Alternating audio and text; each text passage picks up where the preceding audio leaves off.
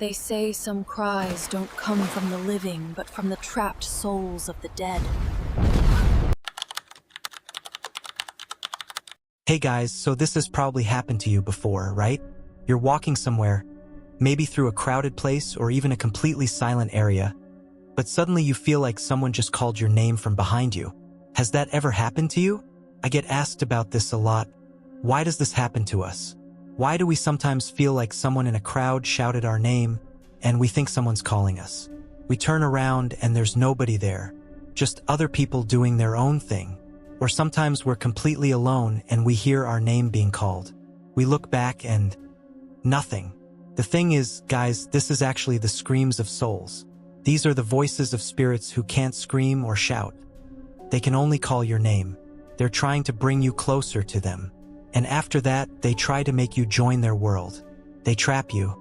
They'll completely imprison you and never let you go anywhere. This brings us to a similar story, the story of La Llorona.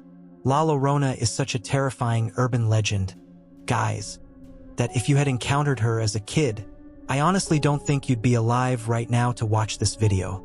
La Llorona is literally the worst paranormal entity, the worst urban legend you can imagine. In Texas, a 9-year-old boy had exactly this kind of encounter with La Llorona, and it was such a traumatic incident, guys, that the entire state of Texas was shaken because of it. What happened to that child? What was that complete horror story? Today we're going to talk about it. But before we start the video, make sure to subscribe to this channel for more horror, mysterious, and historical content just like this. It was summer vacation. Steve and all his friends were on break from school. They all went to the same school together. Since it was vacation time, everyone was having a blast. They'd come to this garden-type area and there was a lake there too, like a pond. The kids were having so much fun that after playing around all day, they were probably going to jump in the lake next. The whole day went great for them. But as evening approached, some of the older kids from their school showed up. And these seniors started bullying them, making fun of them. They were like, "What are you little kids even going to do? Get out of here. This is our spot now. We want to hang out here. This is our place now." Steve spoke up and said, "Hey man, we're on vacation too. We want to play here too. We're not leaving." But Henry, that was the senior's name, he didn't listen to a word they said, guys. Henry got pissed off and grabbed all of Steve's friends' stuff, their toys and games, and threw everything right into that pond. Steve got really angry. Like, how could you do that to all my friends' stuff? So Steve picked up a rock and aimed it at Henry, throwing it as hard as he could. But his aim was off. Steve had no idea he was going to miss. The rock missed Henry completely and hit one of Steve's own school friends instead. The kid was just a junior like them, and blood started pouring from his head. Now Henry thought, "We're the ones who caused all this. We bullied these kids, which led to all this happening. We better get out of here fast before we get blamed for everything." But Steve stayed right there. Even though his other friends took the injured kid to the hospital, Steve remained by that pond, crying about how all this could happen to him. He was completely dejected, just sitting there crying. Steve had recently transferred from another school to this new school where he'd made all these friends. At his previous school, guys, he was bullied a lot. He was constantly picked on. And now he felt like the same history was repeating itself. Everything was happening to him all over again, exactly the same way. Even at this school, people were bullying him. Just a little while ago, he was laughing and playing happily with all his friends. Then these seniors showed up and he made this terrible mistake. He'd hurt his own friend's head with a rock. He didn't want to do it, but it happened anyway. He was just sitting there regretting it, crying, just crying. And like this evening turned to night, guys. All night he kept thinking, "I wish my friends would come back for me." He was sitting by that pond hoping all his friends would come back to get him. He sat there for a really long time.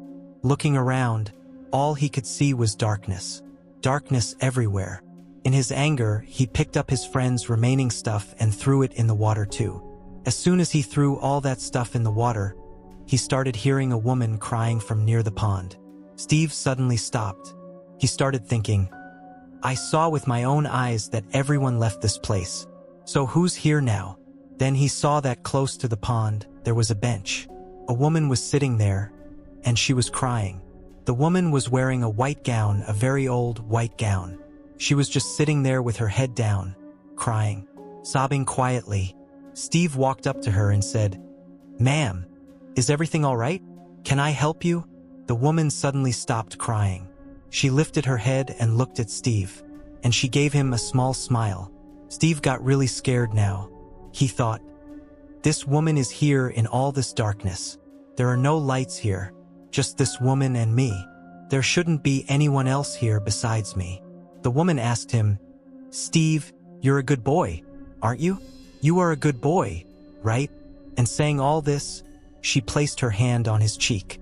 Steve got really scared. He took 2 steps back. Then the kid started running. Steve ran from there as fast as he could. And as he was running, he saw that far away, near a tree, a girl had hidden her face. She was a little girl, probably around his age. She was counting from 1 to 10 like in hide and seek. As soon as she finished counting to 10, she turned around and saw Steve in front of her. The girl said, "I found you. Now it's your turn. Now you do hide and seek and try to catch me." Steve said, No, I need to go home. I need to go home. It's gotten really late. I have to go home." But the girl grabbed Steve's hand tightly, and she looked really worried. She said, "I need to be a good girl. Please help me with that, or she won't leave me alone." Steve jerked his hand away and started running again. He was just about to reach the edge of the forest when he saw a small boy his same age. The boy was running around and shouting, "Now try to catch me. Try to catch me." Steve wondered, what is he doing? Why is he running around like this? He was really confused about why this kid was running around alone in the dark. That girl was playing hide and seek alone too. What's happening here? Steve started looking around. And guys, there weren't just 2 kids there. Now there were tons of kids. So many children. They were all playing different games, making different sounds. Every single child was playing a different kind of game. He couldn't understand any of it. But as he was just watching all this, he heard a loud crying sound from behind him. A woman screaming. He turned around to look. Guys, there was the pond again. He was thinking that sound couldn't be coming from inside the pond. But there was nobody there. He looked back toward all the children. But there were no children there anymore. Just silence. Complete darkness like the forest was at that time. He turned back toward the pond again. And this time he saw that the woman was now standing right in the middle of the pond. But this time she looked different. Her face had that exact same smile. But her eyes were completely red and her hands were covered in blood. Completely drenched in blood. And all those children were in the pond too. Not alive, dead. All the children's corpses were floating around her. Floating on the surface. The woman asked him the same question again. "You're a good boy, aren't you?" Steve was running, trying to get out of that area, out of that forest. But as he was running, someone grabbed his foot hard and Steve fell down right then. When he turned around to look, there wasn't just one child there. There were tons of children who had grabbed his leg, pulling on his foot. They were dragging him. Steve was screaming at the top of his lungs. No one was helping him. All the children were coming out of that pond. They were all connected to that same pond. They were all trying to drag him into the lake, trying to drown him, trying to make him like them. They were getting really close to the pond now. Steve was just crying and screaming. No one could hear him. Just as Steve's foot was about to enter the pond, his friend showed up, the one whose head he had injured, and he came and saved him. He grabbed his hand and pulled him out. His friend Jack said, "Hey, what are you doing here? And why were you crawling backward into this water?" His friend looked at him carefully first and gave him a tight hug. Then, crying, Steve told him everything that happened. Steve said, "Look, I'm not joking about this. I even have drag marks here. These people were dragging me in." Jack said, Okay, all that's fine. But first of all, we shouldn't be here at this time. We need to leave here. Let's get out of here quickly. Otherwise, if she comes, she won't let us go." Steve said, "Who are you talking about?" Jack said, "La Llorona. She's this thing, this curse that only targets children, misbehaving children specifically. Any kids who act up, she takes them into the water. She drowns them and keeps them with her. She keeps them in her prison. So if we want to stay safe from La Llorona, we should never come to this area after dark. That's it. After saying all this, both of them left that place. Guys, this urban legend we talked about in this story, La Llorona, this is completely based on a true story. She's absolutely ruthless with children who misbehave. Parents put this fear in their children's minds so they won't misbehave and will come home before dark. But guys, this was originally created as a story to prevent misbehavior. But there's also a true story behind it, which I'll tell you in some future videos because it's a really long story. If you want the origin of La Llorona, I'd like to make that too.